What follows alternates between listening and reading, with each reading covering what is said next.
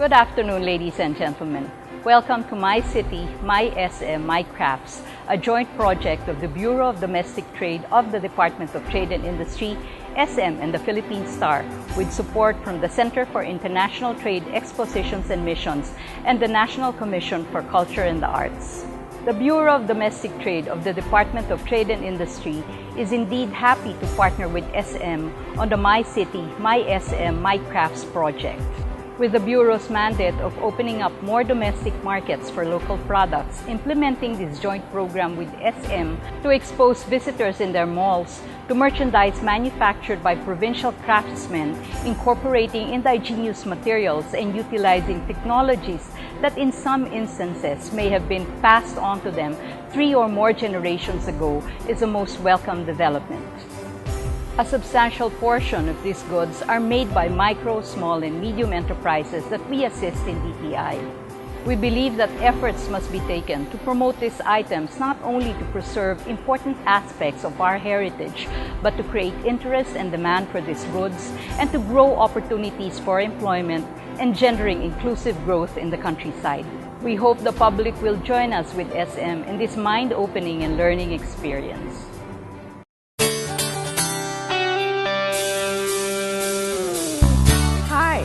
Welcome to the city of Santa Rosa, Laguna, my city.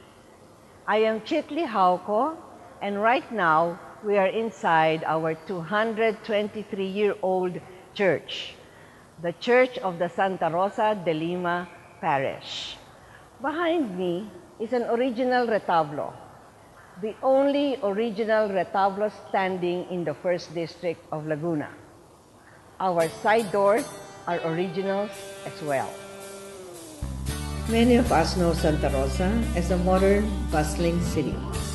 Known as the Lion City of the South, it is home to numerous manufacturing plants and industrial sites, as well as upscale residential subdivisions, schools, and an SM mall.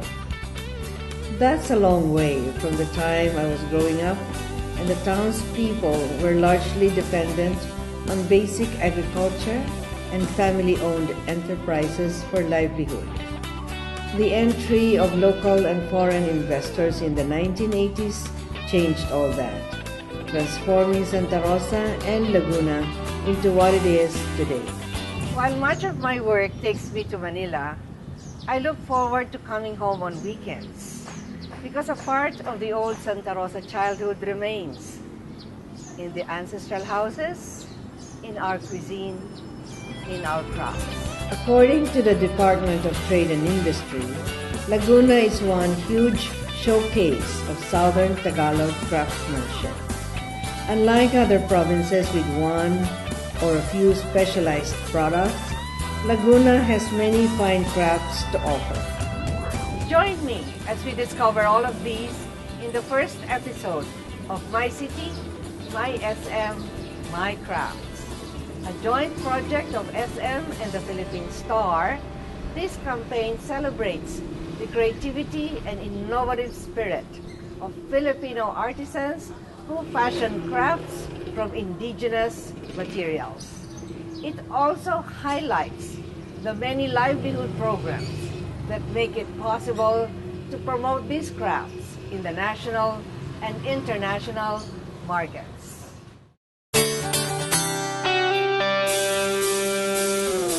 We're here at the workshop of renowned water lily designers Cesar Pasco and Renel Patrano. They have graciously invited us to look at the products of this very unique technology.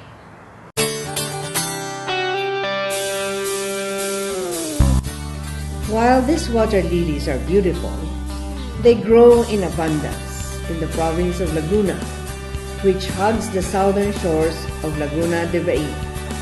As such, they clog the waterways and cause flooding problems.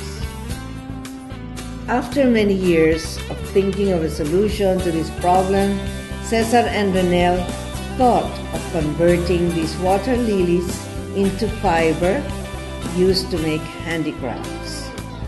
With the training they received from the Department of Trade and Industry, they fashioned a wide range of water hyacinth products. Payongs, stylish bags, file folders, slippers, wallets, even gowns and furniture. These were even transformed into fertilizers and green charcoal briquettes. Kasi pagka inalis po ang isang bagay sa lawa, kailangan po magiging productive po ito. Hindi po dapat ito ay itatambak lang. So, nagkaroon po kami ng idea ni Renel na why don't we do it in much better na maging trabaho ng tao, na makalinis na po tayo sa ating environment, sa Mother Earth. Malaki po ang challenge. First and foremost po, we have undergone different testing. So we never stop, Mom. We see to it that this is a continuous learning process. We never stop. What you see is what you get. We start on the basic, but now, right now, we are already at the high-end area. Kaya po, kailangan po pag-aralan po. And then, pagdating po sa strength po ng fiber is di hamak na mas matibay po siya compared to the other fibers. Depending na po yan sa execution of the products. Product development should always there, Ma'am. I believe that any handicrafts, regardless of any product development should not stop. Ang major concern po lang namin sa Water Lily right now is kasi ito po ay internationally known sa ngayon po. Tinatanggap na din po ito ng ating mga ibang bansa, most especially in Netherlands and Japan, USA. Marami pong mga exporter ang nag-address po sa amin na konting concern lang with the strength. Tama po yun. Because you cannot compare the strength of abaca to the strength of water lily. Kaya po kami we are applying para po sa water lily, para po ito ay kumunat. So kaya po kami, magpatuloy kami nag-aaral. Hindi na po doon na sa natutunan namin. Patuloy namin siyang i-research, pina-product development yung raw materials ng water lily para mas maging matibay siya. Water lily is not only limited for bags. You name it and we have it. Study supplies wise, Ma'am, ang Laguna Lake Development Authority ay tumutulong po para po to cultivate. Ito po ay dating walang kapakinabang, best po to. This is nuisance to our environment. Ngayon, sabi ko nga po, Ma'am Chito, ang ating lang po mga ninuno nung araw ay alam na ito ay magiging productive at magiging sustainable. Siguro matagal na po tayong first and foremost purpose in this endeavor is makatulong. Because we want to create livelihood program for Basque people, especially po dito sa Laguna. The year 2010 was a turning point for Rem Davis import-export trading. The rattan furniture exporter to hotels since 1999 gave birth to a new company called Rem Davis Enterprises. Rem Davis Enterprises manufactures office and household wares, fashion accessories, and other allied products made out of water hyacinth. In-invite ako ng aming municipal councilor noon, si Councilor Wasmer, regarding the Water Hyacinth Development Program, livelihood program po iyon, na sabi niya, Rems, why don't you try using water hyacinth? Kasi she knows na nasa rattan business ako. Baka pwedeng alternative sa rattan. So, I tried it since that time. And malawakan naman pala. At that time, pinopromote ng Department of Trade and Industry ang livelihood program on water hyacinth. So, I joined the water hyacinth business because marami ang raw materials na ito. At saka dyan lang sa likod namin, meron ng mga raw materials, wala pang gastos. So from then on, nag-research ako, nag-develop with the help of the Department of Trade and Industry at saka ng Department of Science and Technology. Matend ako ng mga seminars para matuto ako sa technology and yung sa paggawa ng mga crafts ng water lily. Yung mga ginagawa namin, yung skills na tinatransfer namin sa mga out of school youth, sa mga mothers, na full-time mothers, nag-e-enjoy sila. Yun nga lang, sabi nila, siyempre matagal ang paggawa, matagal ang pera. Kasi hindi pa sila gasinong mabilis, hindi pa sila gasinong sanay, no? Kasi skill po to, kamay, no? Work of the hand. Siyempre, pag uumpisahan mo talaga, araw-araw pa-practicein mo para mabilis ka. Yung mga nag-join sa amin noong 2009, sila pa rin ang aming weavers ngayon and they are earning money. Oo po, matibay po siya, no? Para din po siyang abaka. The same process as abaka. It can last for a year, it can last for 2 years. Yung iba po namin produkto dito, 3 years na po, may 4 years na po kami, hindi pa siya nasisira. Siguro nasa yung iba wear and tear, no, sa paggamit lang po at pag-ingat sa kanilang binibiling kasangkapan. Malaki po ang chance ng ating water hyacinth na ma-accept globally because in last October when our company joined the Manila Fame, marami pong inquiries on the water hyacinth products.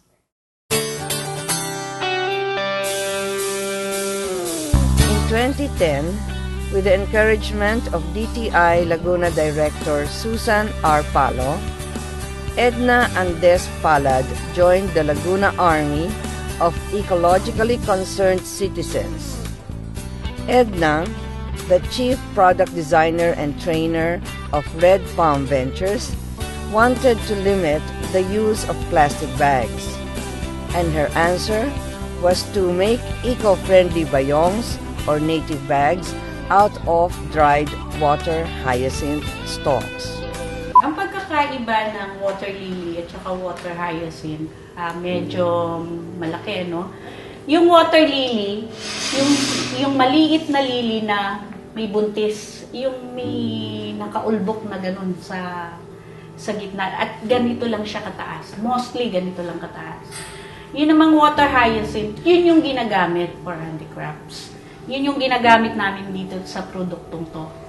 And it's really water hyacinth, not water lily. Pinag-aralan ko, hindi naman kami tumitigil ng pag-aaral since ako yung R&D ng Red Palm. In-incorporate ko siya sa shoes, sa bags, tiningnan ko kung posible talaga siya pwedeng gamitin. At posible naman talagang gamitin, no? Kaya meron na kami ngayong mga lineups ng bags and shoes. At para iba-iba, every now and then or yearly, meron kaming ibang produkto. Linalagyan ko ng art. Actually, yung stalks, yung ginagamit ng Red Palm talaga sa water hyacinth is the stalks. No? Yung stalk kasi, yun yung mahaba na binubuka namin. Yung iba, wini-weave lang. No? Kami, binubuka namin siya, ini-scrape, inaalis namin yung foamy element doon sa loob at idinidikit namin. Actually, the stock is for handicrafts. Yung namang paper niya, pwede mong gawing handmade paper. Ginigiling niya namin, pinapuputi, niluluto, ginagawang handmade paper. Yun namang ugat niya, kung talagang hindi na ibabalik sa dagat, pwede namang gawing charcoal. So, yun yung mga gamit lahat ng water lily.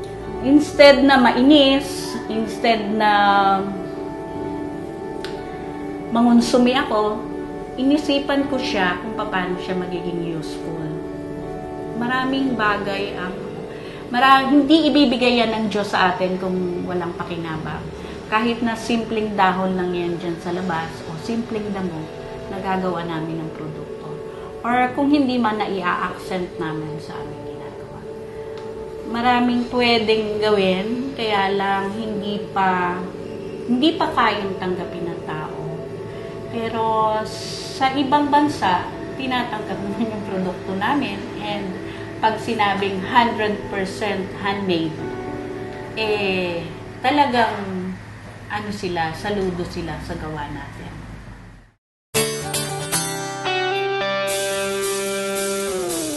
The Crown's footwear industry was said to have begun in 1931 when Casiano Pisuena fashioned the first slippers out of coconut fiber and rubber as an alternative to the heavy wooden clogs and closed shoes. The rest, they say, is history.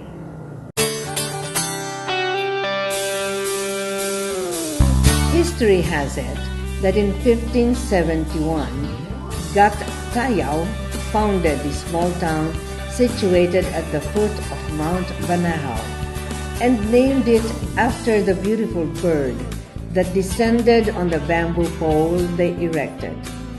It was said that the bird sang, "Liu, Liu, Liu."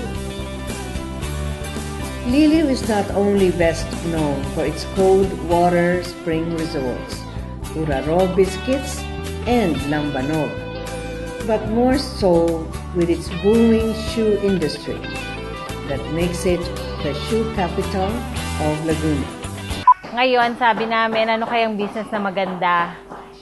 Since ito sa Liliw yung itong business na to, itong shoe business, so ito na rin yung nag-start kami. Bale, nung nag-umpisa, tsinelas lang talaga tayo.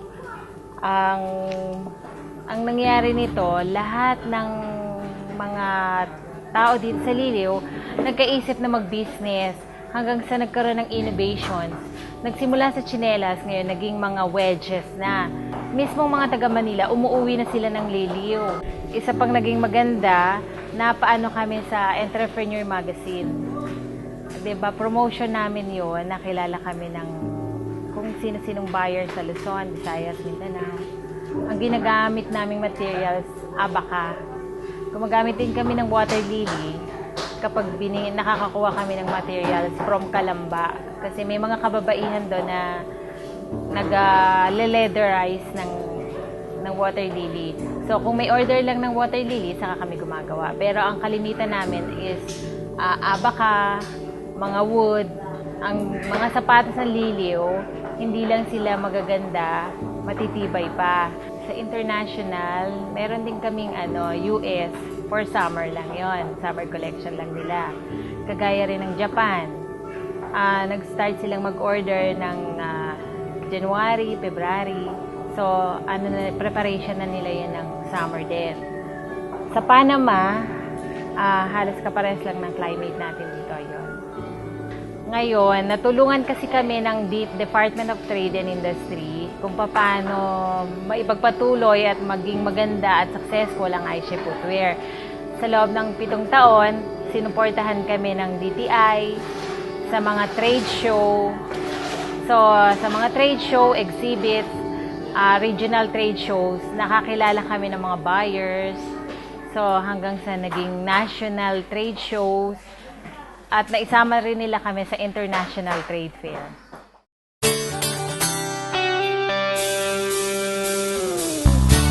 Nandito tayo sa bahay ni Marivic Gordoves, ang presidente ng Lumban Embroidery Association. Halika, tingnan natin kung paano ginagawa itong world-famous Lumban Embroidery.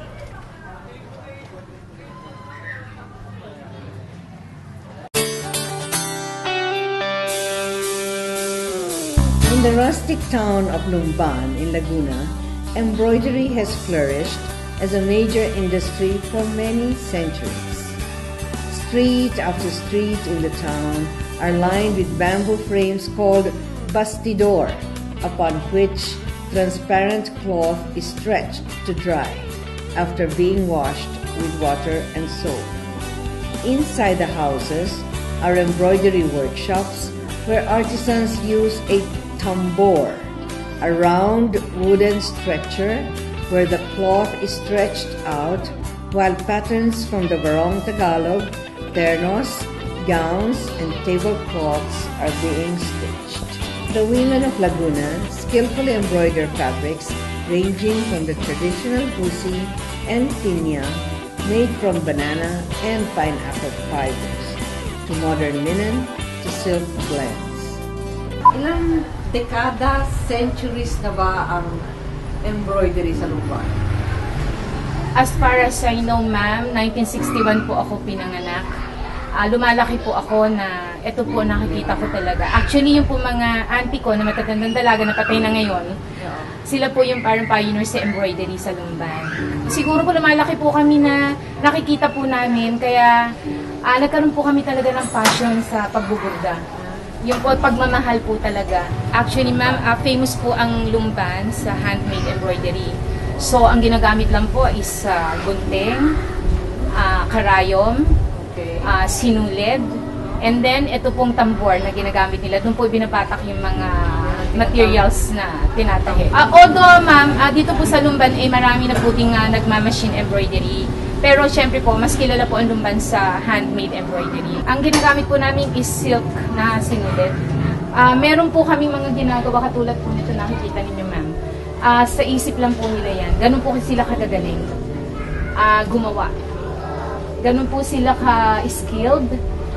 At palagay ko po yan tayo talagang talent na inborn na siguro sa mga Tagalumban po yun eh. Lahat po yung handmade po talaga.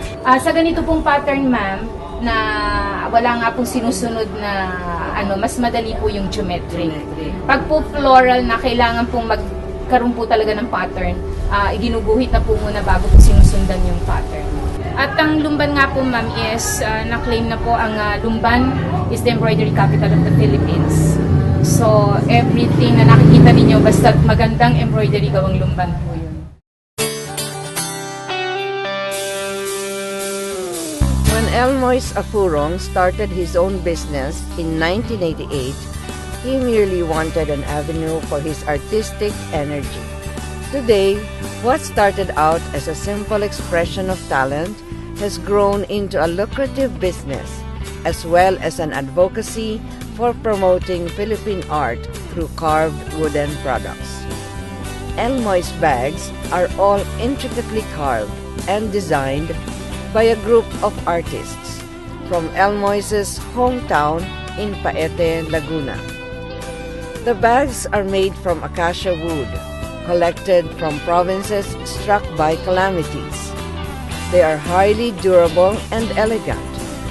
From native yet high-fashion clutch bags to the more hip and modern novelty bags, Elmois's creations exude the high style and sophistication of a true work of art. Sa dami ng mga product nung panahon na yun sa handicrafts, mga wood carvings, meron tayong mga tinatawag na mga wooden plates, yung mga peanut bowl. So doon ko nakita na pwede palang gawin yung isang product na kapag pinagtugma mo, pwede maging fashion accessories. And then doon ko na-discover yung wooden bags. Na-discover namin yung acacia na akala namin basura lang pala, nadyan sa tabi-tabi na yung pinakamagandang kahoy na pwedeng gamitin natin sa fashion accessories. So itong acacia wood, adaptable all kind of weather. We put leather sa body, tapos i-design natin. Meron naman mga stones, meron din naman mga color. And then ang pinaka main natin dito, ang designs natin, yung tinatawag na combination of colors. Pero ito yung high grade na pintura na ginagamit natin sa kotse. Passion in arts, i-adapt natin yung mga painting do sa wooden bags para yung walking arts na tinatawag natin, yun ang ma-promote natin para combine yung passion at saka yung arts. Number one dyan dapat tignan nila yung paligid natin. Dapat meron tayong pagmamahal sa kalikasan. Katulad nga nitong wooden bag, sabi nila, ay paano yan? Kasi bawal ang kahoy. Usually, kukunin natin yung kategorya ng material na pwede natin gamitin. Yung medyo nakatutulong pa rin sa ating kalikasan. Kasi itong acacia wood is a soft wood tsaka backyard tree.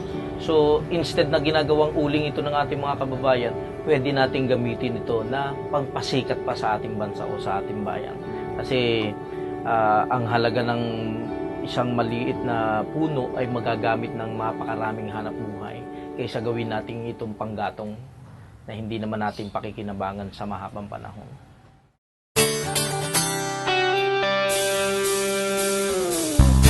Since its modest beginning in 1994, CSM has produced products that have found their way to many prominent and leading companies selling home decor in the United States, Europe, Australia, New Zealand, Japan, as well as some parts of Asia.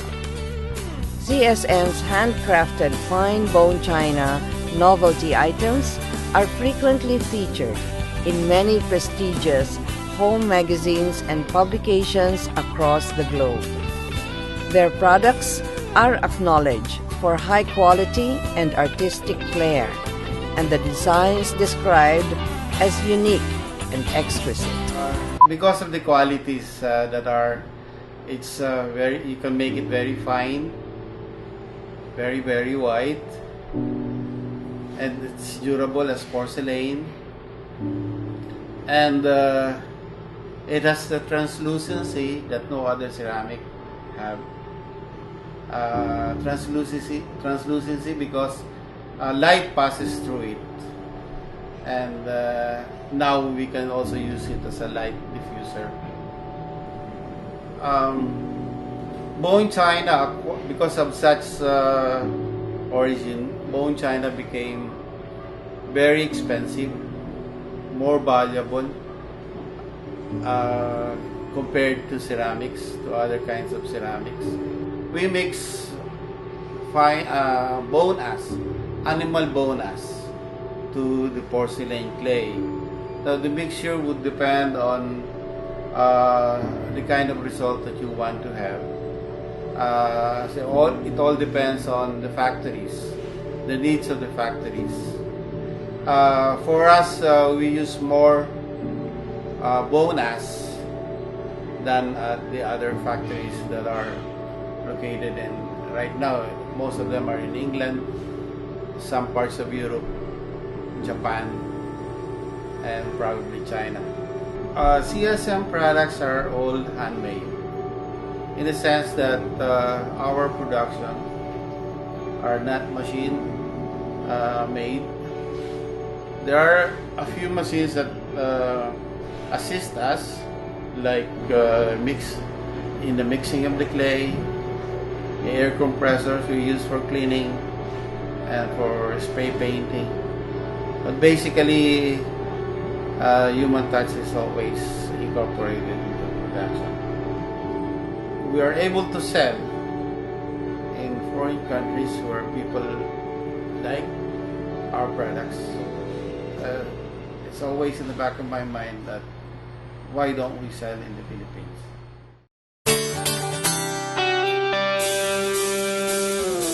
On behalf of SM, I would like to thank all of those who have shared their arts and crafts with us.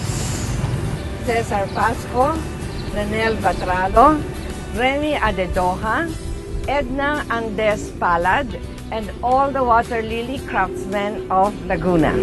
Marivic Gordoves and the embroiderers of Lumban. Corazon Coligado and the shoemakers of Lilio. Jun Manrique of CSM Philippines and his bone china products from Binyan. Elmors Afurong of Kalayaan and his wooden bags. And of course, all the artisans and craftsmen who helped make this event possible. You have all given us more reason to be proud of our hometown Santa Rosa and our province Laguna. This has been a good day. And this is Chitli Hauko inviting all of you to join us as My City, My SM, My Crafts makes its way around the country to celebrate Filipino ingenuity at its best.